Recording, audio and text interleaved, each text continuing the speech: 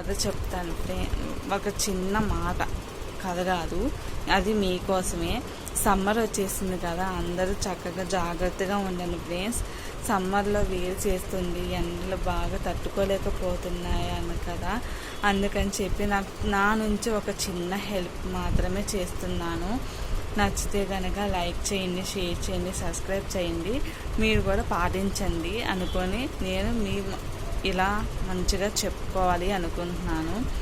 సమ్మర్లో మంచిగా హెల్తీగా ఉండాలి అంటే మీరు పొద్దున్నే బ్రేక్ఫాస్ట్ మానేయండి ఫ్రెండ్స్. ముందు బ్రేక్ఫాస్ట్ ఇడ్లీ, దోశ అవి కాకుండా నేను చెప్పినవి మీరు మీరు హెల్తీగా ఉంటారు. మళ్ళీ మీరు లావుగా ఉన్నవాళ్ళు లావుగా ఉంటారు, లావు నుంచి తగ్గుతారు, హెల్తీగా ఉంటారని చెప్పి మీకు చిన్న వీడియో అన్నమాట. చిన్న వీడియో.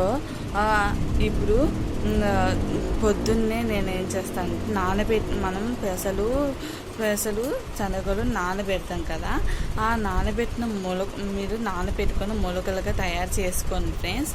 ఆ మొలకలు తయారు చేసుకొని అందులో కొన్ని పచ్చి శనగిత్తనాలు కూడా నానబెట్టుకోండి. నైట్ పడుకునే ముందు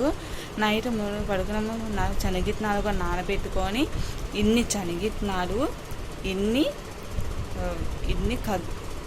శనగిత్తనాలు, ఇన్ని మొలకలు, 2 పండు ఖర్జూర పండు, మళ్ళీ డ్రై ఫ్రూట్స్ ఏమన్నా ఉంటే బాదం పప్పు, జీడిపప్పు, అవి డ్రై ఫ్రూట్స్ మనం కొంతమందికి స్తోమత ఉండదు కదా, అందుకని చెప్పి బాదం పప్పు కొనుక్కొచ్చుకొని 4 తినండి.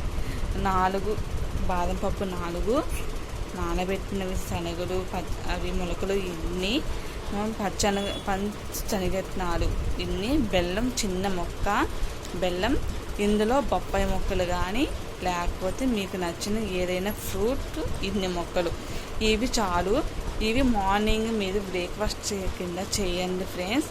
మళ్ళీ ఒక మజ్జిగ కానీ లేకపోతే ఒక చిన్న రాగి జావ ఉంటుంది కదా, ఆ రాగి జావ తాగండి.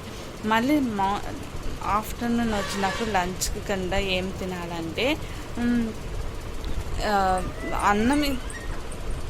రైస్ తినండి. రైస్ ఇంత తినండి, కూర ఇంత తినండి. కూరలో చాలా విటమిన్స్ ఉంటాయి కదా, రైస్ ఇంత తిని కూర ఇంత తినండి. ఇంకా మధ్యలో కాదు, అన్నం రైస్లోనే మీరు లంచ్ కింద దోసకాయ ముక్కలు, టమాటో ముక్కలు,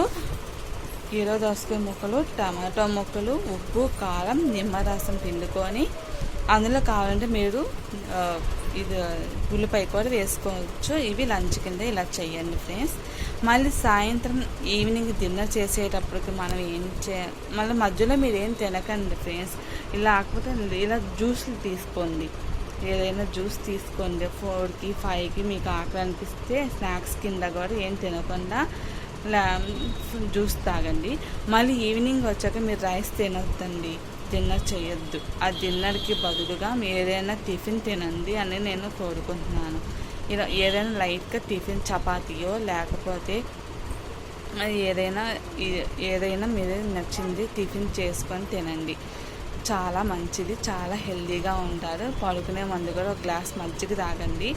ఈ సగ్గుబియ్యం కూడా మీకు 4కి అప్పుడు 4కి 5కి స్నాక్స్ తినాలనిపిస్తుంది కదా ఏదైనా, అప్పుడు మీరు జ్యూస్లు తాగొచ్చు ఒక్కోసారి. లేకపోతే మన సగ్గుబియ్యం అలాంటివి లిక్విడ్ తాగండి ఎక్కువగా.